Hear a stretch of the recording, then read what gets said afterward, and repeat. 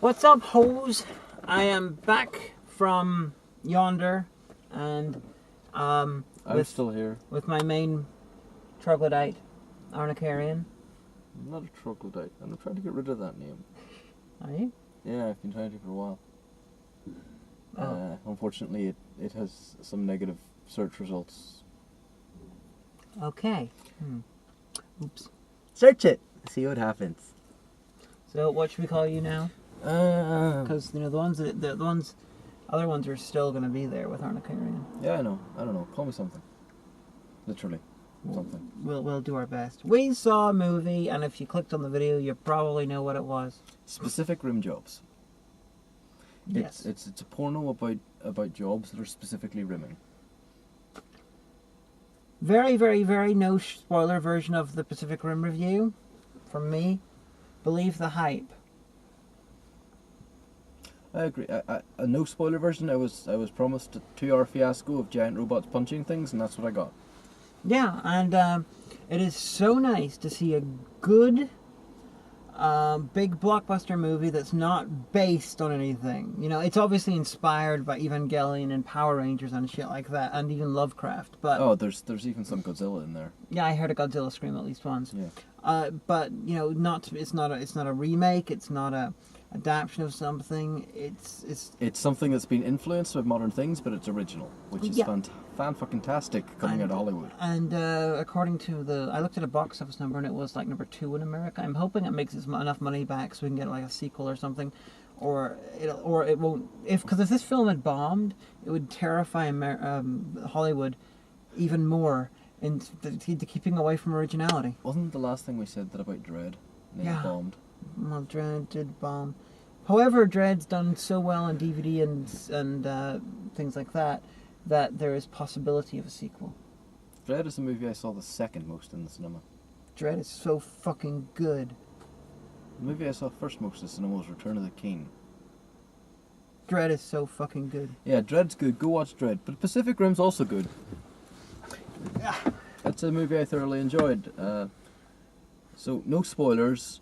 Major Carl Weathers is organising a fight, so he gets Mr. American White Hero, Knives Chew, Major Godymite, and the Russian Ray Ayanami people, and some Chinese blokes. No, the Russians were clearly Kevin Nash and Jamie Murray from Dead or Alive, the movie. I thought they were, what do you call them? Nina. 99 Red Balloons. No, you must look at the Dead or Alive movie, because father-daughter, bleach blonde mixture with wrong-colored beard, quiet most of the time, fighting shit. It's those two. What were they called? There was Kevin Nash and Jamie Murray played the characters. parts. Was it Bass and Tina? Bass and and his daughter, yeah. Tina. Yeah. Oh. Bass is my favourite character to Dead or Alive 3. Well, and he was played by Kevin Nash in the movie.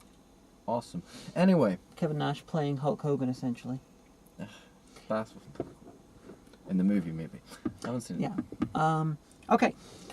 Spoilers. Spoilers. It was good. I always wondered what it would be like if H.P. Lovecraft had invented Power Rangers, and now I know. The effects were very, very good. Although I did notice they CGI'd even little things like spinning numbers on a board. Yeah, that kind of threw it off. Although the actors did a fantastic job in places of moving together. Yeah.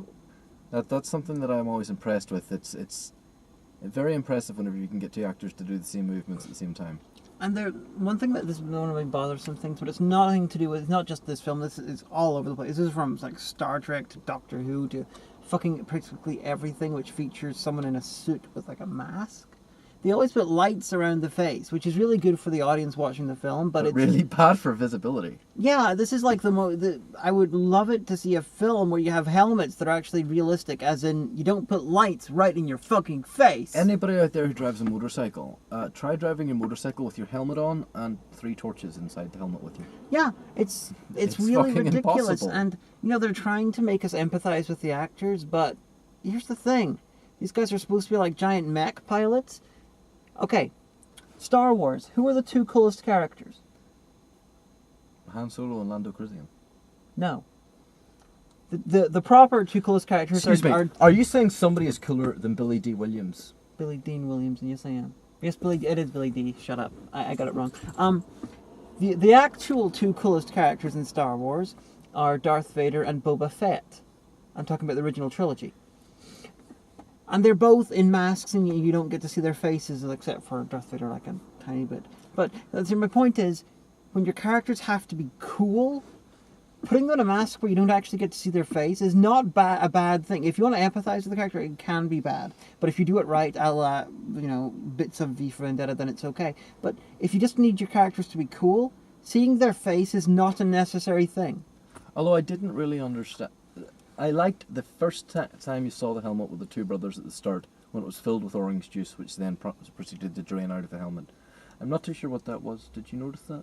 I noticed that there was something going. I thought it was just some sort of a juice, but then I just figured it was some sort of a light, part of the helmet that came down and could retract, maybe a shield. It was clearly liquid. It was like LCL. But I would have really liked it if they had kept the front of the masks orange.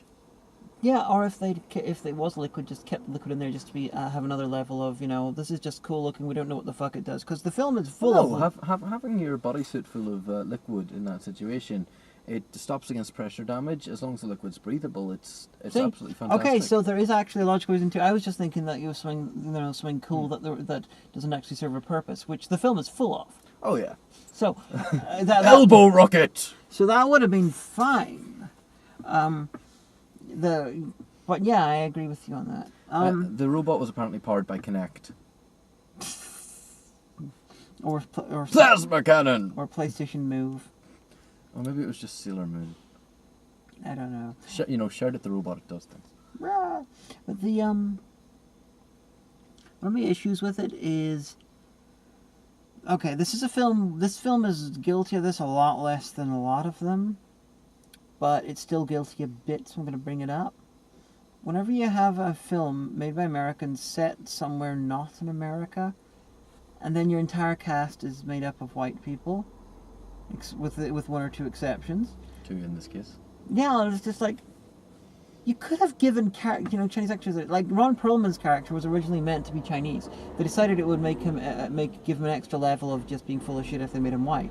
And it's like, okay, I can see that, and I do like Ron Perlman, but honestly, they should have had more Chinese characters. They should have made I don't know who they could have made like Ron Perlman and one of the scientists Chinese, and it would have done the balance a little bit. That's the thing. The English accented scientist had a really awful accent, and the other one was Seymour at the Little Shop of Horrors. The English accented one was English. I know, but it was an awful accent, and I despise it. Burn Gorman's very working class. Burn Gorman from Torchwood was basically playing Lee Evans as the unit scientist in Planet of the Dead. Yeah. And there's I noticed some of the weird things about this film. Okay, what was actually just before we move away from accents, the black guy, I can't remember his name, the major. That's Idris Elba. Yeah, him. He switched from very, very English to very, very American. Well, he is English, and he quite often plays Americans. I'm thinking, there's no way in hell that Australia and Russia could have afforded their own Jaeger monsters because of the expense involved. So what I'm thinking is that these countries got together with other countries in the world which were not in the Pacific Rim, who just figured that it was better to defend it there rather than let it fight there. So I'm thinking that Russia was helped out by Eastern Europe, Australia was helped out probably by Africa, America was helped out by Canada, and probably Western Europe. So I'm thinking Idris Elba's character might have been English originally, but he became part of the American program because the British were helping finance it. Well, that is hinted at the fact that the robots are called Jaegers, which is very German. Yeah, so Germany's nowhere near the Pacific. Oh yeah, Idris Elba, he isn't Thor and shit, but give the guy the main role in a Blade reboot. Blade in the comics is English, and he's not like a ninja kill shit, martial arts guy. He's more of a kill them with technology and he's just a very efficient killer and brawler and stuff. Rather than a martial artist. So give it to Idris Elba, make him different enough from the Wesley Snipes one simply by making him just like the comic, and I'm there. But yeah, about the scientists. Okay, the American scientist is basically like Sam Rockwell playing Rick Moranis. Rick Moranis? Yeah, who played Seymour in the 80s Yeah. Shop of Horror. And Sam Rockwell, who played Justin Hammer Yeah. in Iron Man 2. And then the tech guy who was in the base, and who dressed like Matt Smith, who also could have been a Chinese guy, just quite easily, but whatever. He was Fisher Stevens playing, what do you call him, who starred in the Hot Chick. I've never seen the Hot Chick. The Hot Chick and the Animal, and he appears in Adam Sandler things, and I am so proud. Him. Ugh. I'm so proud I can't remember this idiot's name. So it's like Fisher Stevens, who was in a bunch of things, including like Short Circuit, playing him, Rob Schneider, that's it, playing Rob Schneider. Dressed as Matt Smith. Numbers are the only way forward. Oh, numbers, numbers, numbers. No, no. You look at biology. Physics, biology. Is the entire subplot. I was thinking We they were have, both right. so they have one of the guys dressed as Matt Smith. I was just thinking, like, they could have had the English scientist dressed as the Seventh Doctor, and then they could have had Hannibal Chow dressed as John Pertwee. This could have been like just a little subtle thing they put through the film just to fuck with people's heads. Yeah. I couldn't work out about your girl's story. Was she supposed to be Japanese or was she supposed to be Chinese? Well, she was playing, I'm pretty sure she was supposed to be Japanese. Because her inflections at time was Japanese, and then it hinted that she was Chinese. I'm like, Well, they didn't really hint she was Chinese. She was just... in China. Yeah, well, she came from a nation city that was attacked by a kaiju. Yeah. So, If it was Tokyo, it should have been like Godzilla. No, but still. well, Godzilla is a kaiju, I know. culturally, so... It's like they wouldn't refer to it as Godzilla, they'd be referring to it as the type of thing it is. Godzilla is just a single kaiju. Well, Don't you know- maybe he should get a husband. If he's single. Give me all Pulgasari! No. Just to say, Every kaiju is completely different, but they all look very similar. well, they all look very similar because honestly, Guillermo del Toro has a limited imagination of what monsters should look like. You could put all of the monsters in his movies beside each other, and it's like, yeah, I'm seeing themes here. It's like Lizard with knife for head, and lizard with knife for head. Lizard with huge horn on head. Fat gorilla lizard. yeah, it's like if you look. Okay, Tarzan Singh is really, really interesting as a director visually. Unfortunately, all of his costumes in films do tend to look repetitively similar. It's like Tim Burton. How at the start of his career, Tim Burton stuff all looked really interesting. It was weird, but whenever you get up to like your 8th film and they all look similar, then you're just repeating yourself. So Del Toro was like that as well, and it's like I really wish people who were really talented and visually interesting would stop being visually interesting in the same way, because it gets boring. I wish people would understand what a nuke actually looks like when it's detonated underwater. I want to know why they didn't get the bends. By the way, Well, spoilers. You see, if they had liquid in their suits to save from pressure damage, that would make sense if they were surrounded by LCL, breathable liquid, like in Evangelion, then the bends wouldn't be a problem because they'd have a super pressure differential layer. If this movie makes enough money, then that might actually increase the chances of an Evangelion film. There's already quite a few Evangelion films. Live action, I mean... I don't want a live action Evangelion. No, it was in pre-production for a while. They'll ruin it. They I'm gonna- ruined our in high school with live action. I'm gonna call the guys controlling the robots robot jocks, okay? I thought they were Jägermeisters. No, robot jocks, because that was the last big American robot control international teams battling each other movie. You know, That was- Jägermeister actually means Hunter Master. Yeah. So technically they were Jägermeisters. Robot Jocks kicks ass, by the way. Jeffrey Combs is in it.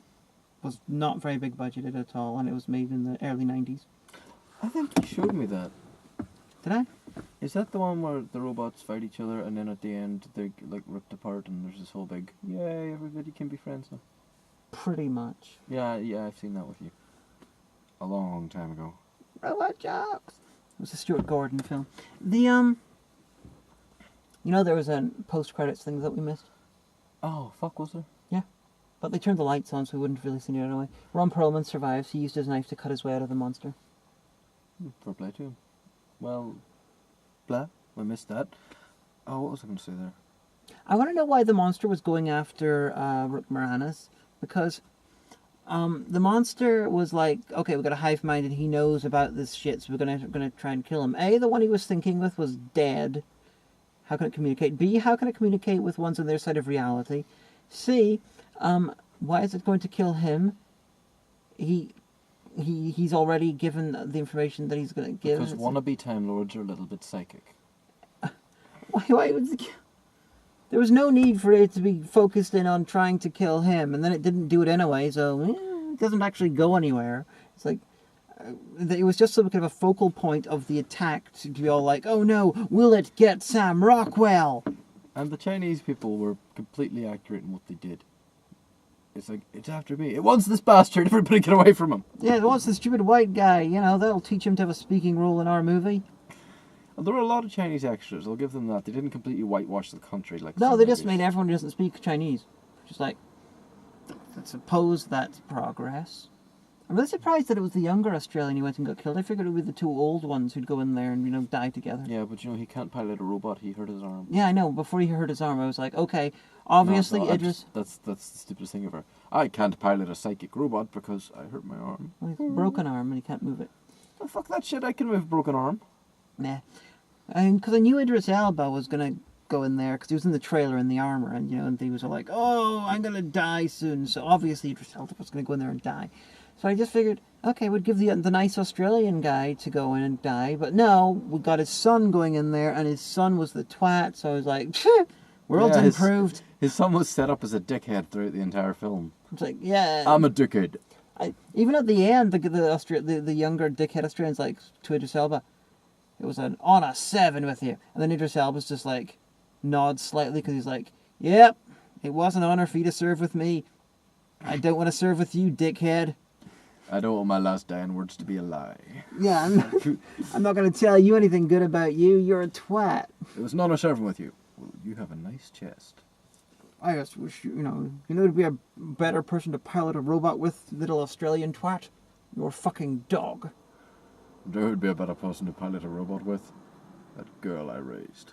I want to know why Idris Elba did his big speech. A, yelling it when they could have like got a microphone or something, because he was yelling it to an entire hangar full of things. This hangar is really fucking big, so Yeah, I doubt how's this giant robots? I doubt half of the people in the room heard him. And B, he's doing it in English. Whenever most of the cast in the room is Chinese. Yeah, it's like you couldn't have had an interpreter or even someone doing sign language or something to help him out.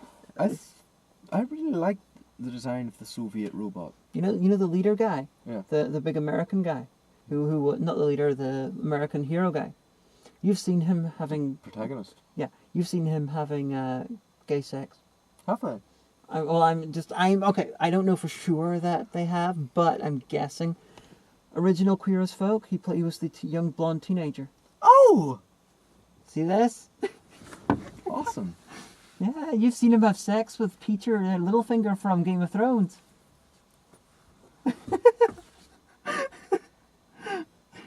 My face went.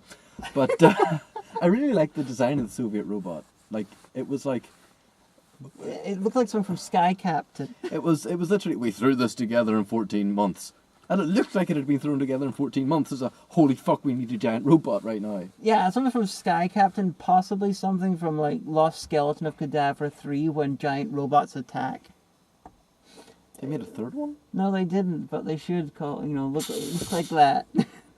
Just like, it's like, body, then suddenly really big, massive head. It's like, okay, we got a really big head. It's like twice as big as it really needs to be, but fuck it, it'll do. It doesn't need to turn its neck.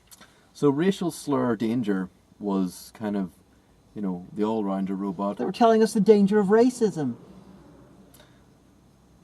Yeah, the robot was called Gypsy Danger. I don't like that word. At the start of the movie, they were all like, "Oh, the kaiju pilots became, rock stars." And you saw 2 white ones on TV, and I'm assuming that was the American ones because it was an American TV show. Oh, it was American Medals as well. So, who the fuck were they? Because that was not the 2 ones who we followed in the film. Well, the guy and his brother. Well, maybe it was just an example because, as they said, they were losing lots and lots of pilots. Maybe. But No, so the Gypsy one is like the good all round built character. The Russian one looked like it should have been the Paladin class. The one with 3 arms was pure DPS model, and then the other one was like a thief. We need to set up a roleplay with this. Even the Chinese robot guys in that, got to say a lot less than the white ones. At least the Russians got a fucking line or two. The Chinese ones, I think, got 1 line, which was... But there was 3 of them. It equated to, oh shit, we're dead. Yeah, there were 3 of them. It's just like... And it was a really interesting concept. They had a 3-armed robot because... They could have had, like, the middle part spinning. Yeah, they could have just been You've like... seen, like, Return to Oz. Yeah. With TikTok. Yeah. That would be pretty fucking awesome. Especially whenever they had circular saws in every hand. Just hold a hand out and... 3 points. I mean, in the original draft of the script, apparently there was like another team that was in there, but they cut them out of the draft. That was the Mexican robot team. Did it have a sombrero? I don't know, but since the director's Mexican, so I doubt it. But I suppose Guillermo del Toro was all like, the Mexicans aren't going to get any lines because not even the Chinese are getting lines, so we'll just cut you right out of the script. I liked the robot designs. They were actually pretty. And it was nice to see Australians being big in films for once. Australians are normally played for comedy. Yeah, out of the English-speaking world, Americans obviously get most of the... Americans are stuff. Big, beefy hero people. In British are movies. usually slimy little villains, or, that one guy... Or the intelligent ones. Or the intelligent one who doesn't want to help the hero, but he'll pull through in the end, and everybody will like him. And then they get the Canadians, and then... Or they're the extremely hot manic pixie dream girl. And the Canadians might as well not exist because they're basically playing Americans. Oh, no, there was a Canadian in this film. Oh, I know. TV. Oh, I know. What I'm saying is that the Americans, Canadian characters generally, unless explicitly mentioned as Canadian for some reason, they're just generally accepted just as American. Except usually they stand slightly back and let different the accent. American person have the heroic moments. Maybe with their accent. New Zealand almost never comes up, but it's nice to see a less common. Australians almost never turn up in big budget movies, so good on you, Australia. There's a guy in the bit where they're at Anchorage when they're building the big fucking wall, and this guy is like, he's like, do you want the good news or the bad news? And then one guy, Bad news. Yeah, bad news. I'm fairly sure that was Brian Downey from Lex, who played Stanley Tweedle, although I didn't see him in any of the crowd shots after that, so it might not have been. I hope it was. Brian Downey's fucking great. I just liked the way the entire universe was set up to the devaluation of human life. It's like, fuck those 10 people. Rescue the 10 million. It's like, bad news is 3 guys died today. Good news is we got free jobs open. I like that whenever everything's gone to shit, people stop caring so much and think that every human life is valuable. Well, the thing with the boat's fairly realistic for now. Mm. The wall thing was silly. What I want to know is why they didn't... Okay, they knew where the monsters were coming from, and they all just hung around waiting for them to attack. Why didn't they constantly have, like, a...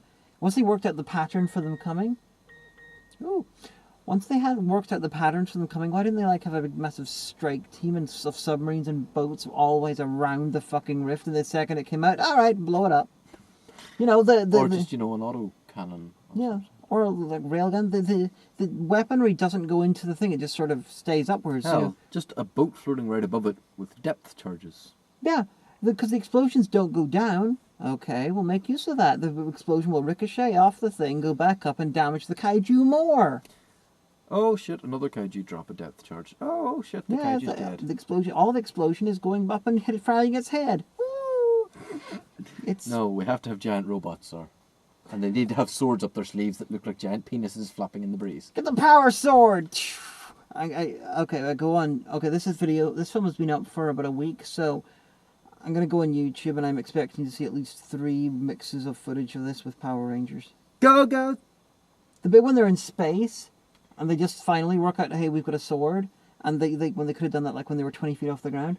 That reminds me so much of the end of Power Rangers the movie when they're all like, oh no, we have a secret weapon, and they knew Ivan Ooze in the nuts. I want to sort of mix those 2 scenes together.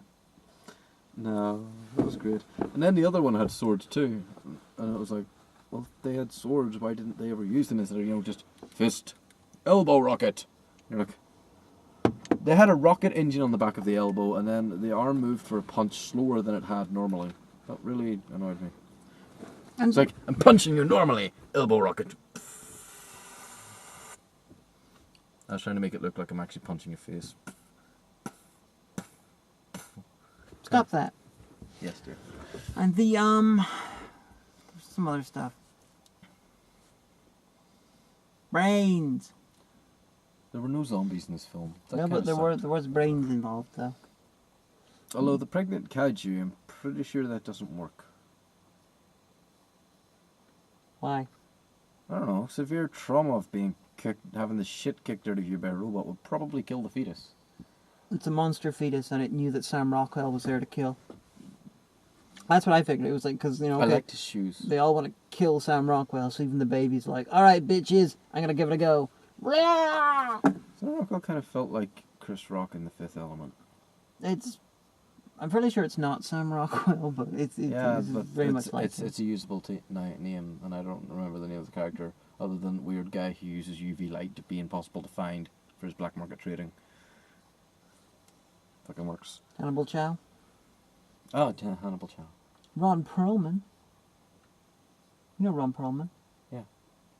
Ron Perlman's great, but We had tea together the other day. good. He's been in pretty much every single one of Guillermo del Toro's movies. He speaks like 3 languages. Not bad for a guy who resembles a Neanderthal. Ironically, that was his first role in film, a Neanderthal. Well cast. Yeah. But yeah, Ron Perlman's great. He's brilliant. This film needed more Bruce Campbell. Bruce Campbell was totally playing one of the kaiju. At one point, I think they hinted that the Russians had a chainsaw on their neck. I heard the word chainsaw, and it was like, chainsaw hand robot. Where? That would make a lot more sense. Why cutting weapons, even vibro knives? Come on. Noticed in the cinema, as we walked out, there was one of these big pillars with it was like a 4-sided poster thing, and they had like, oh, the American one, oh, the Australian one, and then they had the Japanese one, and it's like, did I blink and miss that? Yes, it was at the start when they were talking about all of them being destroyed. Yeah, so we did blink and miss it. Yeah, it was a 1-second cameo. The Get wall the was a poster. really stupid idea. Yeah, If you can't afford giant robots, you can't afford to build a wall around the entire Pacific Ocean.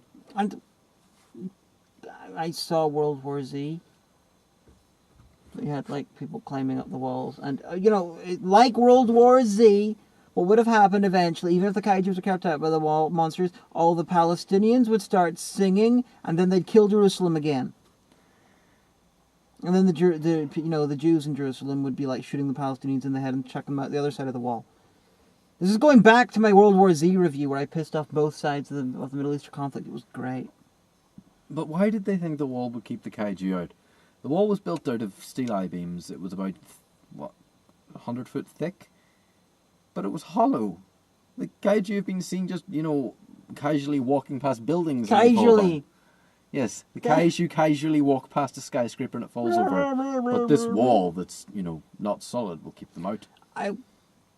This is giving me impetuous to read the book Why Civilizations Collapse, which basically it makes the argument that at some points in history civilizations almost deliberately kill themselves, which is what these guys seem to be doing. So maybe it's got historical precedent. I know the Vikings of Greenland pretty much did that. Yeah. Yeah, they were there, and then no one talked to them for like 200 years. And then sort of the mini ice age happened, so there was a lot, they couldn't actually grow and eat food. And then at the same time, for religious reasons, they decided that they shouldn't be fishing.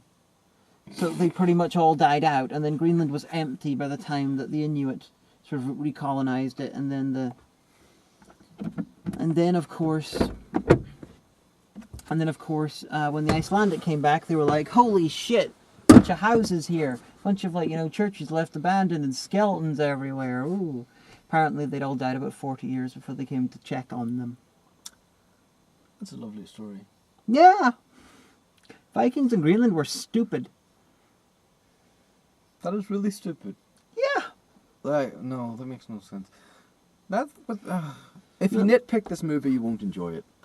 I'm nitpicking it. I don't give a shit. It was fun, Yeah, but I'm but still gonna nitpick it. You nitpick everything. That's part of what we do. Yeah.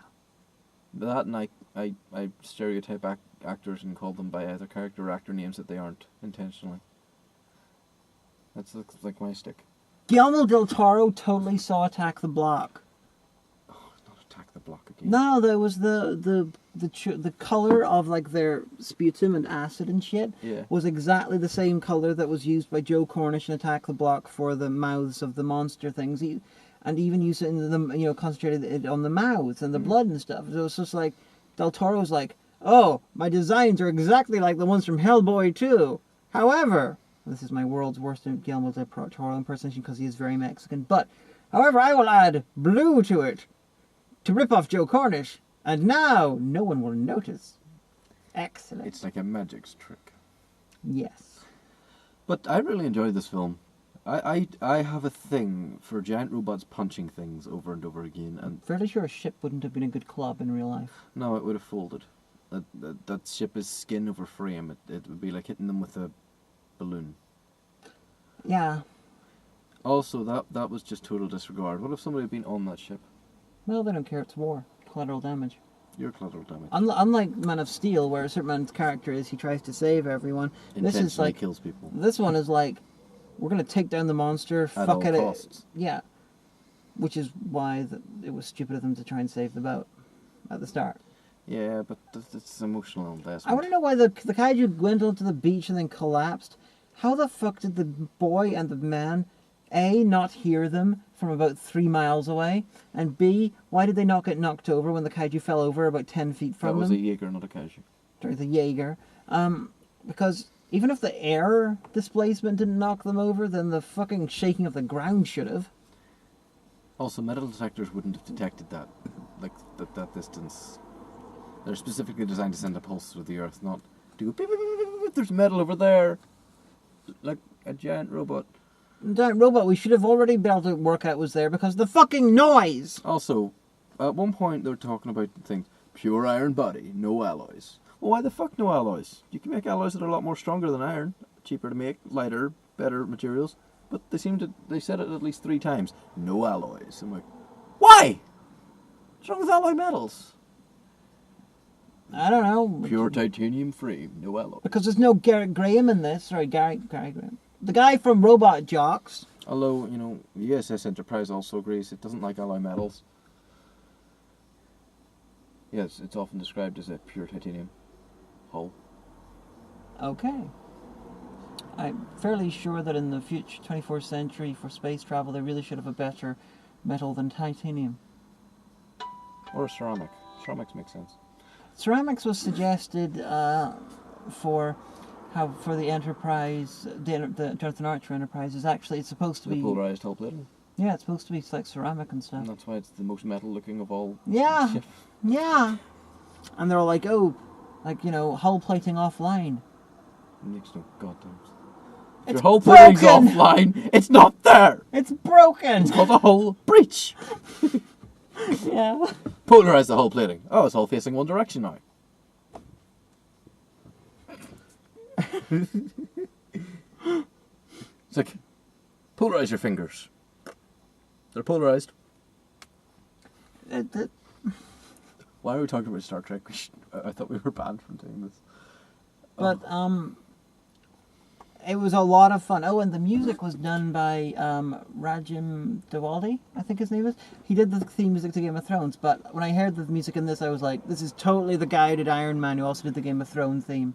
Iron Man 1, by the way, only. And it was like, yep, when this guy does technology, it all sounds like Iron Man, which is good because Iron Man 1's music was fucking awesome. I will say this, the soundtrack, while it was good, it fitted the scene. It was the equivalent of William Shatner's acting. The soundtrack was hammy. It was overdone. But, for this kind of movie, it fits. Yeah, he does technology. It all sounds like the Iron Man theme, which perfectly fits. It's supposed to be robotic. Talking about the Iron Man movie. I know. They also did do do do do do do do do do do do do do. I knew that the Reigns of Castamere was happening, and I was so amused to see the internet meltdown. I don't watch Game of Thrones. Oh dear. I read the first book and really didn't enjoy it. I found the plot was too delved down. That's something actually about this movie. The pacing was fantastic. We always talk about bad pacing in movies. This movie never slowed down. In my opinion, anyway. But it was just like, bah, important thing, bah, important thing, bah, really cool thing. A tiny little character moment that doesn't take too long and isn't too drawn out. Bah, important. Apart from the speech. The speech was too long. But it was The just speech was like 3 lines. it was too long. It shouldn't have happened. Idris Elba was fucking awesome. The movie was just bam, bam, bam. And I like movies with no shit in them. We're gonna see him in another movie this summer. He plays Balder in Thor. Ooh, Thor. Yeah, Thor 2. Thor. More Chris Hemsworth? Yes. Yes, we're going to be watching that in a Chris couple of Hemsworth. months, probably. No, is it this month, or is it this summer or next summer? I don't know. I still have my Chris Hemsworth poster up in my mum's house. She still hasn't caught on to that. Anyway, we talked for a bit too long. Fucking good. Enjoyed. Guillermo del Toro. It is nice to see him branching out from supernatural shit to do supernatural meets sci-fi shit. Interesting. He nearly directed The Hobbit. Really? If he had done it, I'm suggesting that Ron Perlman probably would have done the voice of Smaug. But yeah, he dropped out from directing The Hobbit. Peter Jackson stepped in. Anyway, Rim Job's really good. Go see it. I Want My Giant Robot Porno, and go and see it because it's actually a really good original movie. I'd like to see a video game adaptation too, or something like Rampage, the old the arcade game where you played the monster attacking the city. Yeah. I want another game like that. Destroying city when you're a monster, fucking great concept. It's almost never done. Destroy All Humans was sort of in a similar vein. Sort of. I want to see, but you play the giant monster. Yeah. Or you could play the Jaeger bomb, and then you could. Someone make this. Jaeger with a bomb, Doctor. Yes. Goodbye.